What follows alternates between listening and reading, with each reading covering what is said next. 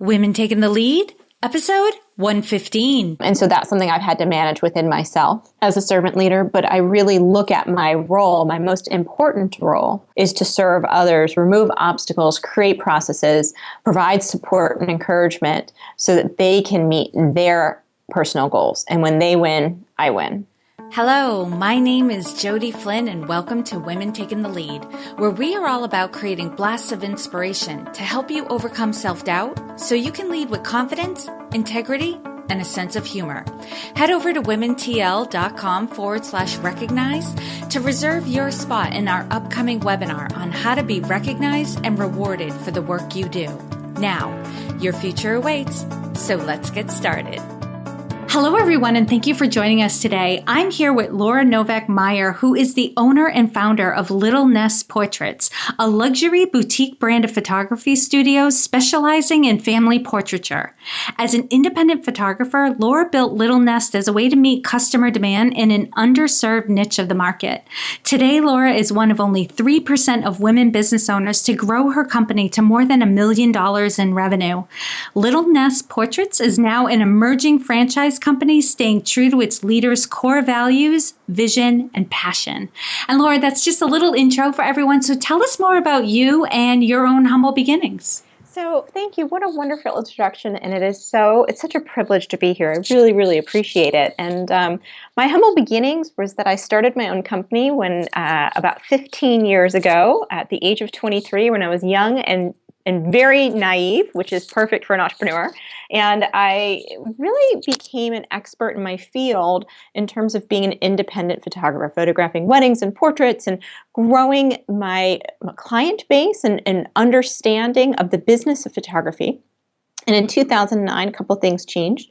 First of all, we hit an economic downturn, as you know, and many of my high-spending clients were saying to me, Laura, I love you, but not this year. And the second thing that was happening is that I was thinking about starting a family. I was engaged to be married, and thought to myself, as an independent photographer, I'm only making money when there's a camera in my hands, and there's something fundamentally wrong with that as a business model. So I started to think about creating a retail concept around the idea of what I knew about upscale portrait photography and also trying to serve a niche in the market for people who wanted a luxury boutique experience at an affordable price. And so from that, Little Nest Portraits was born. That was about 6 years ago. Now we have 2 company-owned locations in the Philadelphia area, about 25 employees, and 5 franchisees. So it is very exciting to have seen that concept grow. And I know you had mentioned, Jody, that when you look at my bio, it looks as though we've grown very fast. But I like to joke with people that I'm a 15-year overnight success. I love that. Yeah. It really, it has been a very slow and laborious process of deeply understanding the industry and the customer base, and then growing it and scaling it and learning how to incorporate that with retail operations.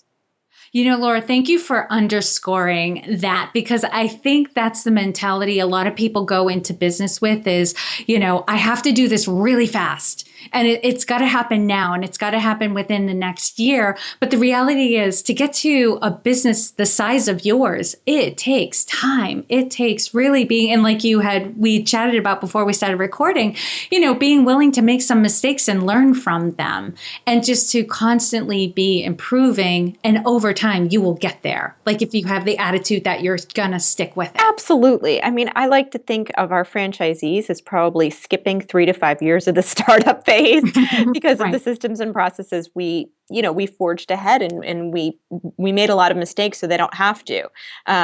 But ultimately, no matter what kind of business you start, it does take work.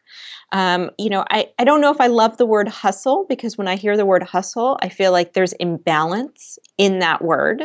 And so that word does not resonate with me personally, because I think it requires balance and self-mastery to grow a business and become a true leader. But at the same time, you do have to be up for what it's going to take. And what it's going to take is really different for each person. And sometimes you could even have accelerated growth, right? So you might even get to $1 million very quickly, but can you stay there? Do you have the mindset and the leadership to stay in that role? That's even more difficult. So it's no matter what it is, it's rarely easy. And at the same time, much like anybody out there that's listening that is a parent, I think entrepreneurship is a lot like parenting. It's high-low. It's the highest of the highs, the lowest of the lows, and it is one of the most rewarding ways that you could spend your time. And I look at it that same way. Yeah, and when you're a parent, you also have the attitude of, well, there's no getting rid of this. I'm sticking with this regardless of how it looks day by day. Yes. I might need to call in reinforcement so I can sleep, but this is one of my greatest loves of my life, and to me, to really live out your passion through your business, it does feel the same way. That's the best way I could describe it to somebody. And Laura, I'm curious, what were some of the initial changes you made to your business? Now, I know like a lot of changes took place over the course of time, but when you were looking at your business model and you were thinking, okay, some things have to change, and you did make changes, what were some of those specifics that you did to start changing up your business model so it didn't rely on you 100% of the time? Yes, absolutely. It really took a mindset of thinking through at every step of my business, how could somebody make a decision without calling me on my cell phone? What manual do I have? What process do I have in place?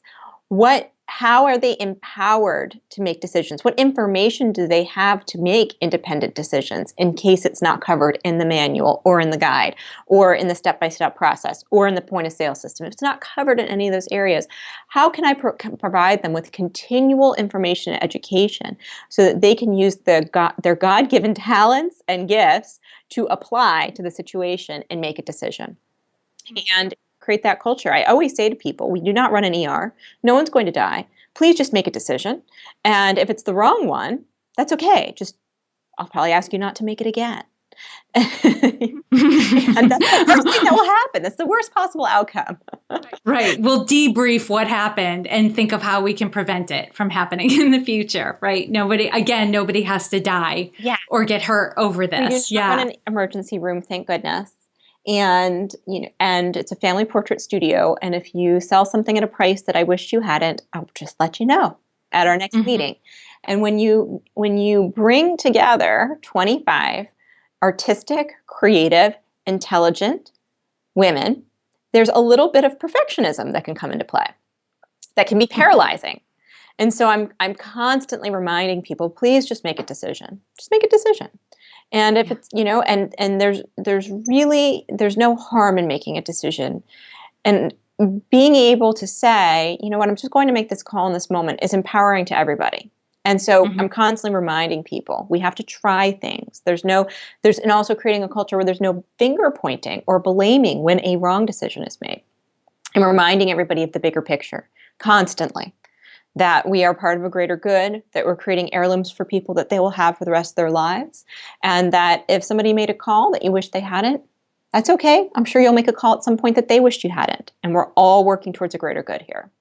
Oh my gosh, Laura, I feel like there's so many things in what you said that I wish we could go down paths on each one of them. But the thing I want to underscore is, and you said the word culture, right? If you want a culture where people are empowered to make decisions, you also, and this is where people miss the boat on this, you also have to have a culture that embraces mistakes, and has the attitude of, we will learn from this. We will learn together, because I see people trying to create a culture where they don't have to be there all the time, where they can give up some of the control. But then as soon as a mistake is made, they're freaking out about it. And they're pulling, decision-making back, and that can set a culture back. So it's important that, and I get from your story that you did this, you thought through, okay, in order for me to be able to step away, not only what systems, processes, and procedures do I have to have in place, but who do I need to be,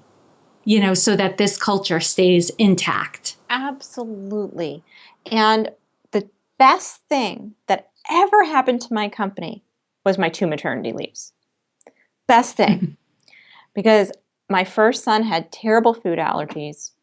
It took a long time to figure out what was going on for him. Then when I was, my first son was fertility treatment, and it took us a long time to get pregnant. And if anybody's out there who's had that experience, they know how painful and difficult that is. Well, when my first son was 6 months old, I got pregnant again, which was a miracle. And I did not even know, I joke around like, oh my gosh, sex can get you pregnant. Who knew, And it was like amazing. And then he was born. So I had 2 children 16 months apart while growing this business. And it was the best thing that ever happened to my company, because each time I really relied on those systems and processes, and people just had to make a decision. And it was some of the best months in my company. I'm still trying to figure out how to reproduce that. I think I should just keep going having more babies. I think my employees would have a heart attack. But it was the best year to this date in this company was the year I had my first child. It's amazing. Yeah, it's like a science experiment, but it's happening in life. Yes. And it's a psychology experiment, because when you really remove yourself, it is amazing the degree to which your people can step up.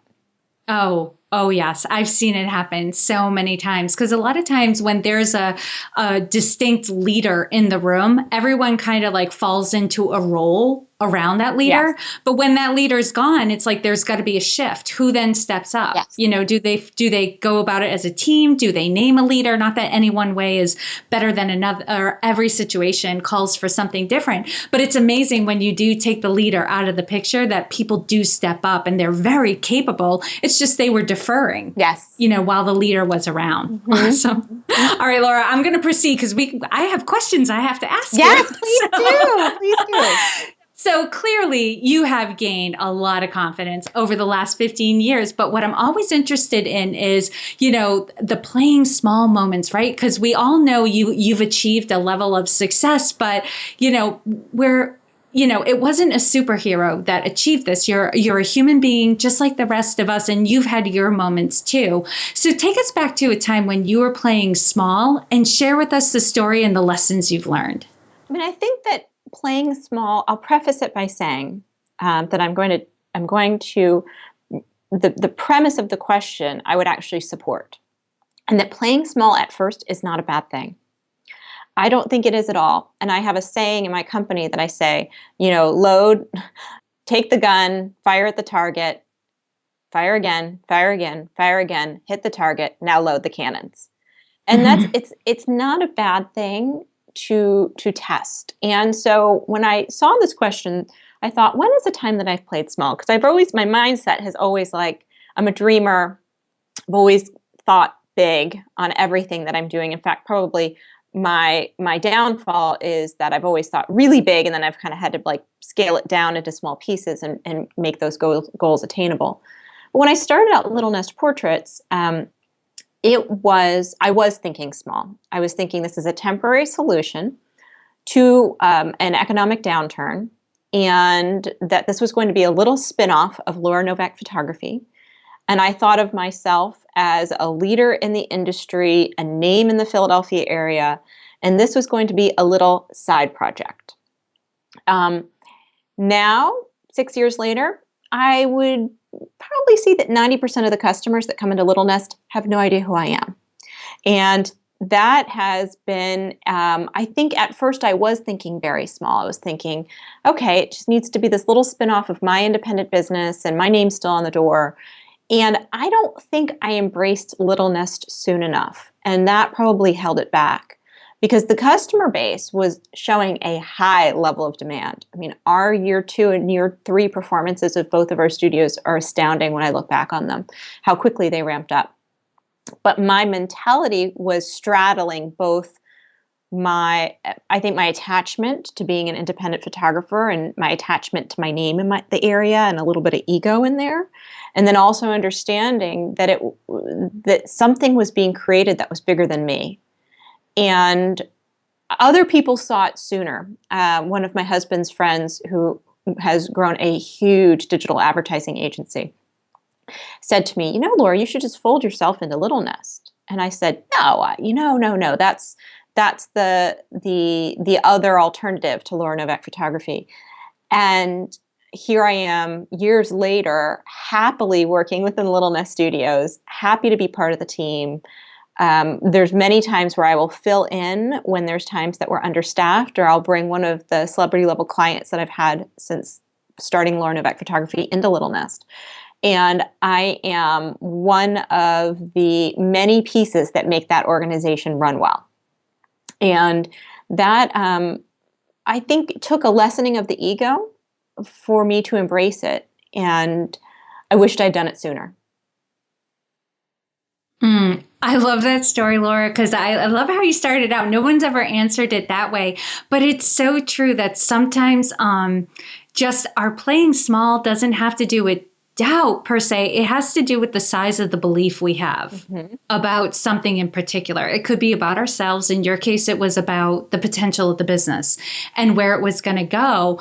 But because our beliefs, are what motivate our actions and our thoughts, that sometimes what has to happen is the environment around us has to change for our beliefs to grow. And so we grow with it. And for you, it was customer feedback and demand that had you suddenly changing your belief system about what this business could be, right? And what it meant for you and your business identity. Yeah, it really was a shedding of the skin starting Little Nest Portraits. And every now and then we'll get a franchise lead from a photographer that says to us, "Oh, so you mean my name won't be on the door anymore?" And I know they're not ready. And ultimately, most of our franchisees who are coming on board are not photographers. They're business people. And we provide all the photography infrastructure and support because I think business people innately get that. They understand that it's a good thing to grow something bigger than any one person. That's a healthy organization. And I think it took me a while because it's such the opposite of how the photography industry operates and thinks.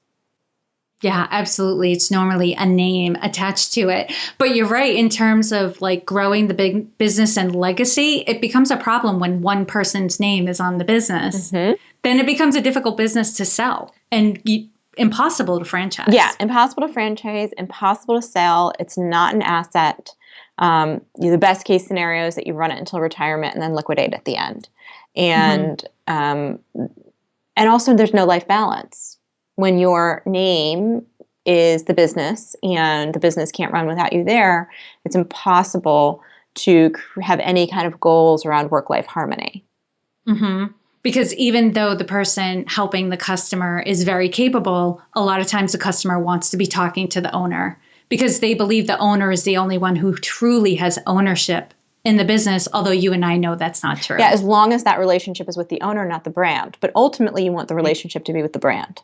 Yeah, awesome. Perfect. Now, Laura, share with us a time in your journey when you had a wake-up call. Take us back to that moment and share with us the steps you took that led to your success.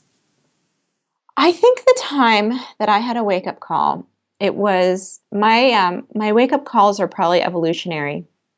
I think maybe it just takes me a little bit longer to get things.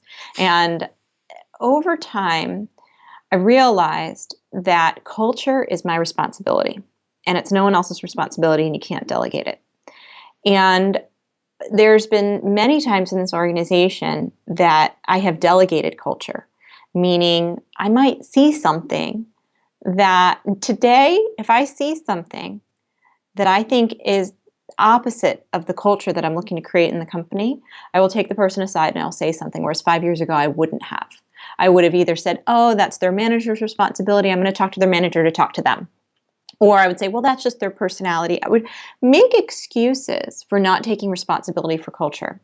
And I had a senior manager in my organization at one point who was totally the opposite of me philosophically when it came to culture. And I really let that person, I delegated the culture to her.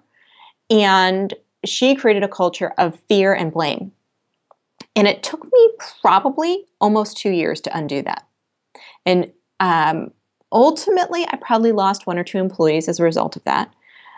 Good people who I think we could have saved maybe if it wasn't that exact instance that resulted in them leaving, but it was probably a series of thoughts that were a result of the instance that I was never able to fully undo. And It is so easy for cultures to get away from the owner when you're creating something to run without you, because you're not there every day. You're not part of the everyday decision making. But culture is just the one thing you can't delegate. You can delegate systems, processes, operations, customer service, sales, photography. You can delegate operations all day long. You can delegate marketing. Can't delegate culture. And that is probably one of my biggest mistakes and something I'll never let happen again. So if a franchisee is really stressed out and they're snapping at people, which can happen sometimes, I'll call them and say, can I help you? Is there something going on for you that I can talk to you about? Can I be there for you in a different way? And I have to let you know, I'm afraid that the way that you're acting is going to get in the way of your success. And I really want you to reiterate the importance of culture in this organization. I'll have that conversation. And it's not always comfortable, but it's definitely my responsibility. That is perfect. And you know what? I'm going to take this one with me into like the workshops and the training and the sessions I have with my client, because you are absolutely right. And it's really interesting from the perspective of the employee, you never delegated culture, you abdicated authority, right? And as far as they're concerned, that's the culture you created. Yes. Right? Because as the business owner, if you let one person get away with something, you've created that culture. Yes. And that is so difficult because it can happen unintentionally. And it's so important to be able to have a tune in on what's happening within your organization, almost a sixth sense of what's happening within your organization when you're not there all the time. For example, I've got a little back office where franchise support operates out of, and my desk is here. I'm not in the studios every day, but I do have a kind of a sixth sense of what's happening. Mm-hmm. Kind of know.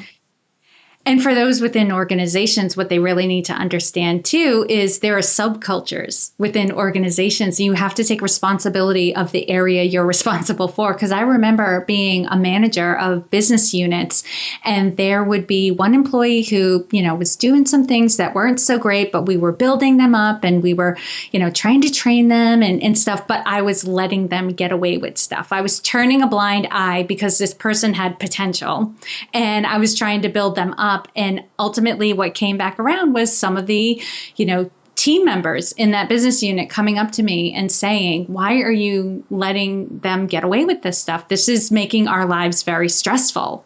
And I was like, I just felt it in that moment, because exactly what you had described, I had abdicated culture. Yes.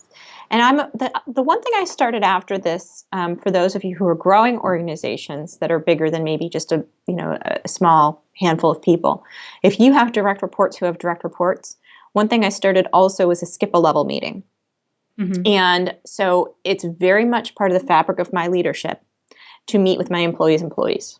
I do it all the time. If I get the sense something's going on with somebody, good or bad, if I think they're doing a fabulous job, if I'm concerned about them, I just set up a meeting.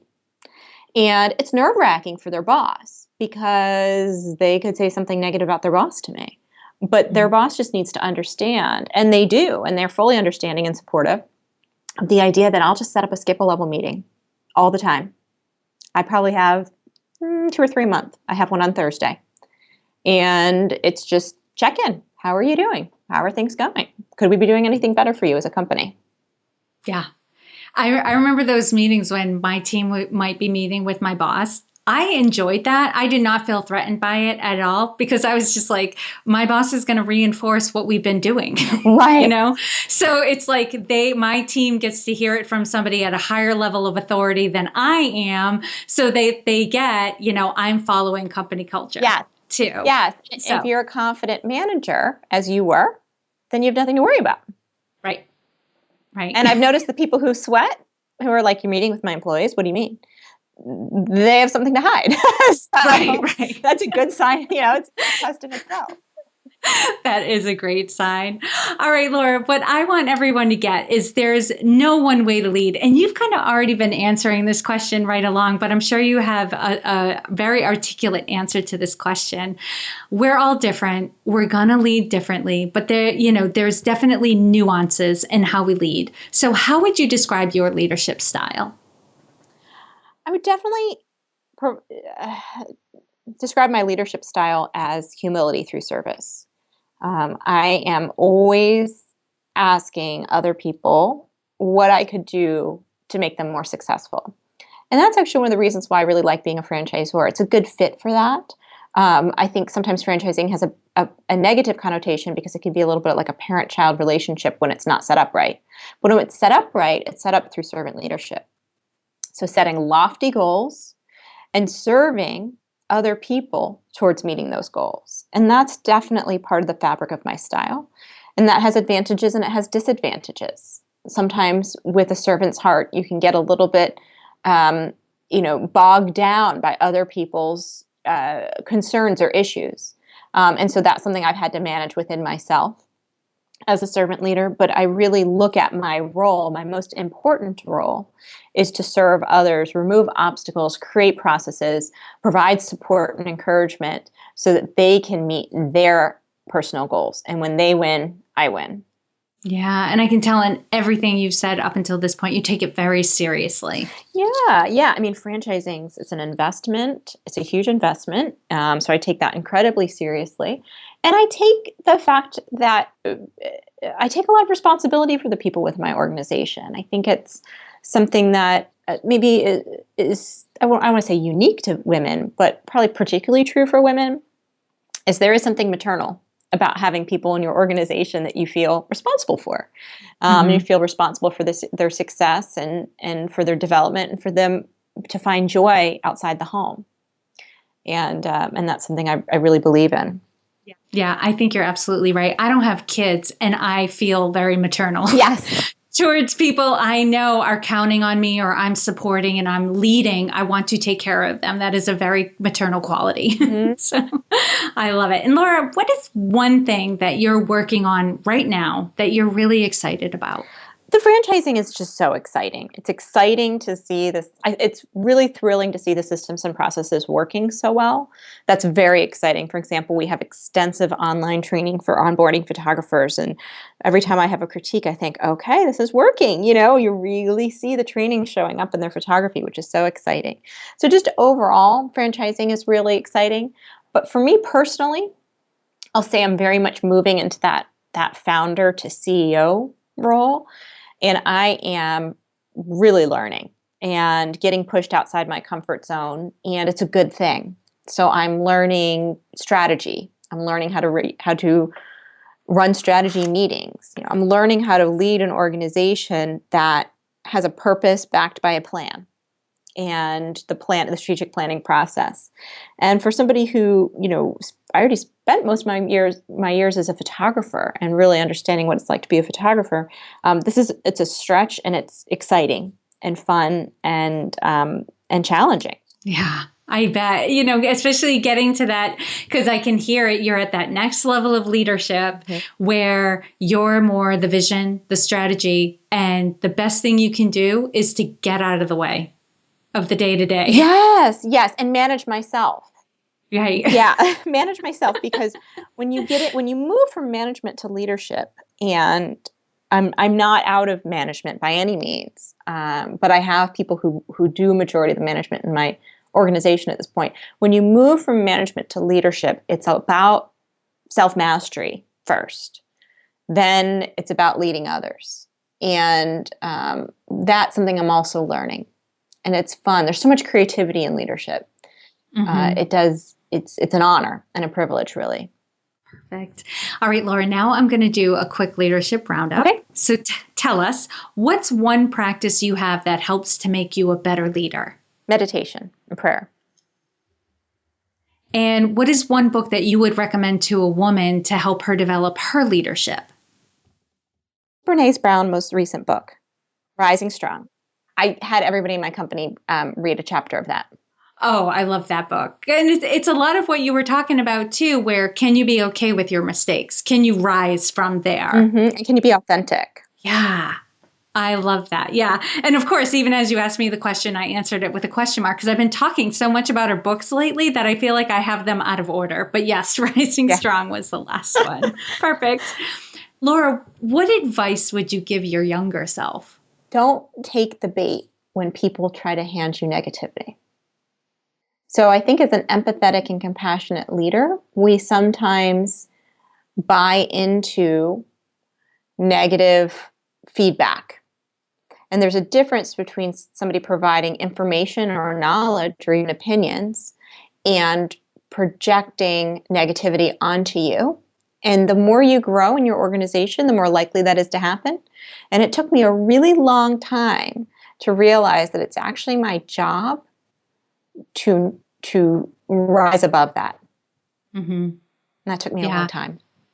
And it's hard. I think it takes a lot of people a long time to develop the skill of distinguishing out people's intentions, right? Are they telling you this because they love you and they want you to grow? Or are they telling you this because they're jealous and they want to tear you down? Mm-hmm. Mm-hmm. Yeah, without even maybe meaning to or knowing it. Right, right. Because sometimes people can say they give us the same feedback, but you can't take in the negative. Yes. Right? When it comes from that place, because the intentions are not good. The intentions are not for your betterment. Yeah. So just for any kind of new manager, I'll even say that when somebody's not performing in their job, the first thing they're going to do is tell you why it's your fault. Mm-hmm. And it took me a long time to learn that. Now, 3-4 weeks in, somebody's thinking, they start blaming one of the managers. I'm like, oh, no, that happens. Don't worry about it. Probably not going to work out. It doesn't even like faze me. Like they're taking it so personally. I was like, oh, no, that happens each time somebody's about to not work out. Don't worry about it. It's normal. That is so great that as a mentor, you can give people that feedback on the spot. Yeah, and it's like, I don't even think about it. But when I was a new manager, I'd be like, oh my gosh, they're right. I don't have a good enough job description for them. I totally failed them in setting expectations for this job. And I would just buy into it. Oh, yeah. I know I did too. Like I would be up in the middle of the night, like upset and like, oh my God, what could I have done? Then I put them on this long program to help them develop and get better and put all the pieces in place. And ultimately they still didn't work out. Yeah, it was funny because our first franchisee, one of her photographers didn't make it through basic training. And our basic training's tough by design. And right when she started blaming the franchisee, who is one of the loveliest people I've ever met in my life, I was just like, oh yeah, that's bad. She's probably not going to work out. I didn't even, she's like, really? And I was like, oh yeah, it has nothing to do with you. Once she's in that stage where she's blaming you that she's not delivering, unfortunately, there's probably not that much hope for her. And it was just so funny. It was such a natural reaction. But like I said, 10 years ago, I would have swallowed it whole. I would have just completely bought into the fact that it was my fault, that my systems weren't good enough, or my training wasn't good enough, or my job description wasn't good enough, or my instructions was, I would just go for it, right in. And now I know, okay, this is part of what happens. And I think this is one of the many reasons why women say as they get older, they'd never go back to being young again, right? We get into our 30s, our 40s, and our 50s, and we become less stressed than we were in our 20s, because in our 20s, we didn't know any better. And we were working so hard to, make a name for ourselves and take care of everybody. And then I think as you get older, you just get to a point where you know better and you don't get as emotionally upset over things that, like you said, are just, it's not that big of a deal. Yeah, it's not. And I think, there was an optimism and a naivety to being in the 20s, which was lovely. Mm-hmm. And I think, there's never a negative to anything that is, we might consider a weaker part of ourselves, because there's usually a strength in there somewhere.